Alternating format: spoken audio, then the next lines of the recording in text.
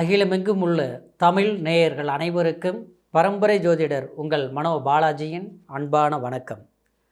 கும்பராசி அன்பர்களுக்கு செவ்வாய் பெயர்ச்சி ஜூலை மாதம் 28ஆம் தேதி உங்களுடைய ராசிக்கு 7ஆம் இடத்தில் இருக்கக்கூடிய செவ்வாய் 8ஆம் இடத்திற்கு பெயர்ச்சியாக போகிறாருங்க. இந்த பெயர்ச்சியில் உங்களுடைய ராசிக்கு எப்பேற்பட்ட பலன்கள் கிடைக்க போகுது அப்படிங்கிறத பற்றி தாங்க மிக மிக துல்லியமாக இப்போ நம்ம தெரிஞ்சுக்க போகிறோங்க.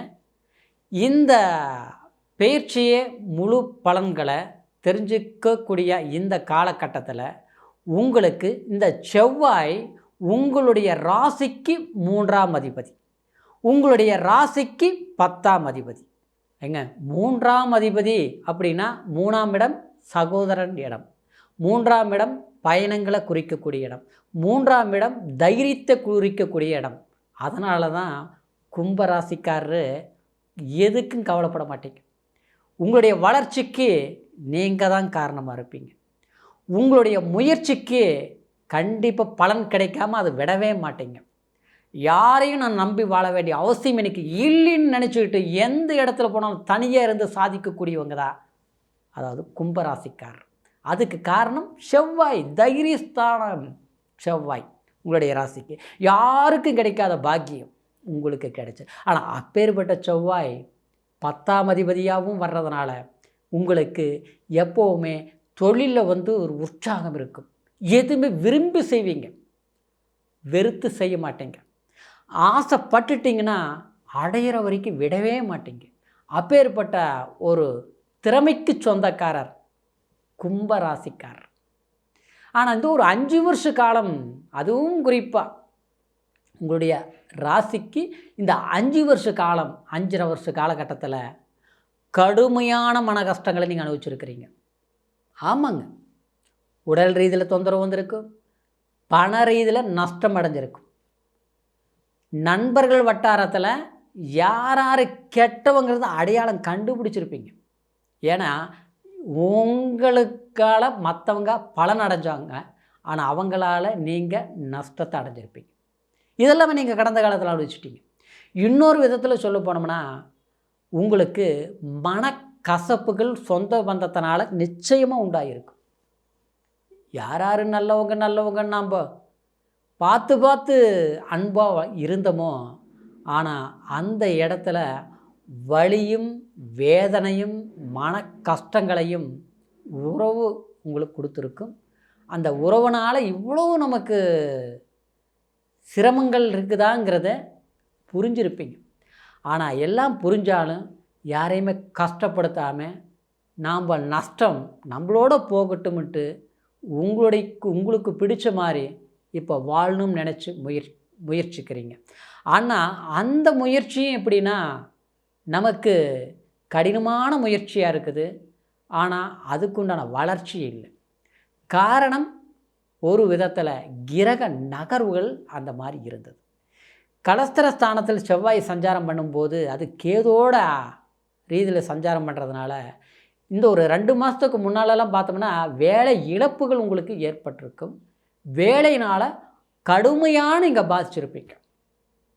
அந்த போராட்டத்தில் மீண்டு வர முடியாமல் இன்றைக்கி நல்லது நடக்குமா, அடுத்த வாரம் நல்லது நடக்குமா, எப்படியாவது நமக்கு நல்லது நடந்தாகணுமே அப்படின்னு வேண்டாத கோயில் இல்லை, அதே மாதிரி கும்பிடாத கடவுள் இல்லைங்கிற மாதிரி எவ்வளவோ பிரார்த்தனைகளும் செய்தாலும் கடினமான முயற்சிகள் எடுத்தாலும் அங்கே போய் வேலை தேடுறது, இங்கே போய் வேலை தேடுறது இல்லையா பார்க்கும்போது ஏதாவது ஒரு ரூபத்தில் நமக்கு நல்லது நடக்குமான்ட்டு மற்றவங்க கிட்ட நம்ம ஒரு பரிசீலனை பண்ணுறது.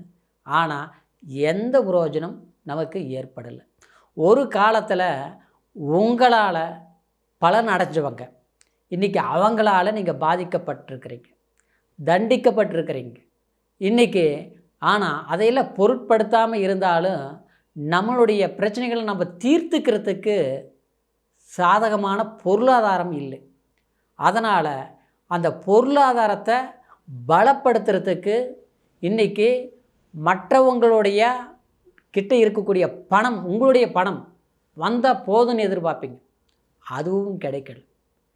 இன்னொன்று விதத்தில் பார்த்தோம்னா குடும்பத்தில் பெரியவங்களுக்கு விரைய செலவுகள் நீங்கள் பண்ணியிருப்பீங்க. அது மட்டும் கிடையாது, கணவன் மனைவி சம்மந்தப்பட்ட உறவுலையும் சில சங்கடங்களை ஏற்படுத்தியிருக்கு. மருத்துவ செலவுகள் பண்ணியிருப்பீங்க. இன்றைக்கி சட்ட சிக்கல் சம்மந்தப்பட்ட ரீதியில் சில தேவையில்லாத மன உளைச்சலுக்கு ஆளாக வேண்டிய ஒரு சூழ்நிலைகள் எல்லாமே உண்டாயிருக்கு. இது எல்லாமே மாற்றத்தை கொடுக்கக்கூடிய ஒரு காலமாக. ஏன்னா 7.5 சனி பிடியில் இருந்த நீங்கள் இப்போ சனியும் வக்ரத்தில் இருக்குது. அது மட்டும் கிடையாதுங்க, உங்களுக்கு 5ஆம் இடத்தில் இருந்து குரு செவ்வாய் கேந்திர பலம் பெற்றுது. அப்போது இந்த செவ்வாய் பயிற்சி உங்களுக்கு குரு மங்கள யோகத்தை கொடுக்குது. அப்போது உங்களுக்கு 10ஆம் அதிபதி 8ஆம் இடத்துல சஞ்சாரம் பண்ணுறதுனால நீங்கள் வெளிநாடு போகணும்னு நினச்ச முயற்சி எடுத்துருந்தீங்க, அந்த வெளிநாட்டு யோகம் இந்த நேரத்தில் கைகூடி வரும். உங்களுடைய திறமை என்னங்கிறத உணர்வாங்க மற்றவங்க. அதனால் உங்களுக்கு ஒரு அங்கீகாரம் கிடைக்கும். இன்றைக்கி அதனால் உங்களுக்கு தேவையான ஒரு பதவி உயர்வு, பண வரவு, உங்களுடைய ஒரு செல்வாக்கு நிச்சயம் உங்களுக்கு மற்றவங்க பாராட்டு வாங்குகிற அளவுக்கு ஒரு பெருமை சேர்க்கக்கூடிய ஒரு காலமாக அமையும். அதே சமயம் வண்டி வாகனம் போக்குவரத்து இதிலெல்லாம் கொஞ்சம் கவனமாக இருக்கணும். ஏன்னா செவ்வாய்ங்கிறது இரத்தக்காரகன், 8ஆம் இடங்கிறது ஆயிலை குறிக்கக்கூடிய இடம். அப்போது கொஞ்சம் கவனம் தேவை. அதே மாதிரி நரம்பு சம்மந்தப்பட்ட பிரச்சனைகள் ஏற்கனவே கொடுத்துருக்கும். அதாவது முதுகு வலி, எலும்பு சம்மந்தப்பட்டது, கை கால் வலி இதெல்லாமே இருந்தது பார்த்திங்களா. அதுக்கெல்லாமே ஒரு தீர்வு, ஒரு மருத்துவம் பார்க்கக்கூடிய ஒரு சந்தர்ப்பங்கள் இந்த காலகட்டத்தில் செஞ்சிங்கன்னா அது முழுமையான தீர்வுகள் கிடைக்கும். பெரியவங்களுக்கு அதே மாதிரி தான்.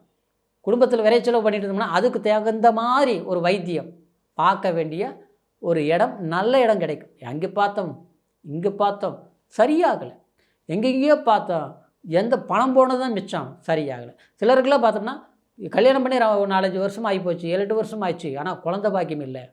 கடவுள் கொடுக்குது, நிலைக்க மாட்டேங்குது. சாமி கோயிலுக்கு போனோம், பரிகாரம் பண்ணணும், வழிபாடு பண்ணணும், ஆனால் புத்திர பாக்கியம் இல்லை. ஏதாவது ஒரு விசேஷத்துக்கு போனால் கூட இதுக்குன்னே போக முடிய மாட்டேங்குது. கேட்குற கேள்விக்கு பதில் சொல்ல முடியலைங்க. இப்படி சிலருக்கு பார்த்தோம்னா திருமணமே தடையாக இருந்திருக்கும். பொண்ணு பார்த்தா மாப்பிள்ளை பிடிக்கல, மாப்பிள்ளை பார்த்தா பொண்ணு பிடிக்கல, குடும்பத்தில் நல்ல விசேஷங்கள் பண்ண முடியல, நெருங்கி வருது, திடீர்னு பார்த்தா பிரேக் ஆகுது, தடையாகிடுது. மறுபடியும் பார்த்தா புதுசாக அடுத்தது ஒன்று பார்க்குற மாதிரி நாம் போய் ஒன்று பார்த்தோம்னா அவங்களுக்கு கல்யாணம் ஆயிடுது. ஆனால் நமக்கு நடக்கவே மாட்டேங்குது, தள்ளி தள்ளி போகுது, என்னன்னே தெரியல. அப்படியே ஒன்று நடக்கிற விஷயத்தை யாராவது கெடுத்து விட்றாங்க, என்ன விதினே தெரியல. நமக்கு வேண்டியவங்களே நமக்கு நல்லது நடக்கூடாதுன்னு நினைக்கிற அளவுக்கு சில விஷயங்கள் கண்ணுக்கு இப்போ தான் புரியுது. ஆனால் அவங்களுக்கு முன்னால் நாம் வாழ்ந்து காட்டணும்னு நினைக்கிறோம், முடிய மாட்டேங்குதே. இறைவா அப்படின்னு நினச்சி வருத்தப்படக்கூடிய கும்பராசி அன்பர்களுக்கு கண்டிப்பாக இந்த பெயர்ச்சி உங்களுக்கு ஒரு வீரியத்தை கொடுக்கும், பயணத்தால் மேன்மைகள் கிடைக்கும். அப்படிங்கிறதுனால இந்த காலகட்டம் உங்களுடைய தேவைக்கு தகுந்த மாதிரியும் உங்களுடைய வாய்ப்புகளுக்கு தகுந்த மாதிரியும் நீங்கள் பயன்படுத்துங்க. நிச்சயமாக இறைவன் அருள், முருகருடைய அருள்னு சொல்லக்கூடிய முயற்சி ஸ்தானத்தில் செவ்வாய் பகவான் 8ஆம் இடத்துல போய் சஞ்சாரம் பண்ணுறது விபரீத ராஜ யோகம். இந்த யோகம் சக்ஸஸ்ஃபுல் காலம். சரிங்களா? இப்போ சொன்ன பலன் கோச்சார பலன், பிறவி ஜாதகம், பிறப்பு ஜனன ஜாதகத்தை ஒரு முறை பார்த்துக்குங்க. ஏன்னா லக்னம் என்ன, செவ்வாயுடைய பலம் உங்களுடைய ஜாதகத்தில் தான் தெரியும். இப்போ என்ன திசா புத்தி நடக்குது அப்படிங்கிறது உங்களுடைய ஜாதகத்தில் தான் தெரியும். உங்களுடைய ஜாதகத்தை ஒரு முறை எங்கிட்ட பார்க்கணும்னு நீங்கள் விரும்புனீங்கன்னா கீழே இருக்கிற நம்பருக்கு ஃபோன் பண்ணி உங்களுடைய date of birth, time, place மூணையும் தெரியப்படுத்தி உங்களுடைய பலன்களை முழுமையாக கேட்டு தெரிஞ்சுக்கிட்டு நேரத்துக்கு தகுந்த மாதிரி வாய்ப்புகளை பயன்படுத்துங்க. அமோகமான முன்னேற்றம் கும்பராசி அன்பர்களுக்கு கிடைக்கும் என்பதை ஒரு மகிழ்ச்சியோட அடுத்த பதிவில் சந்திக்கிற வரைக்கும் நன்றி, வணக்கம்.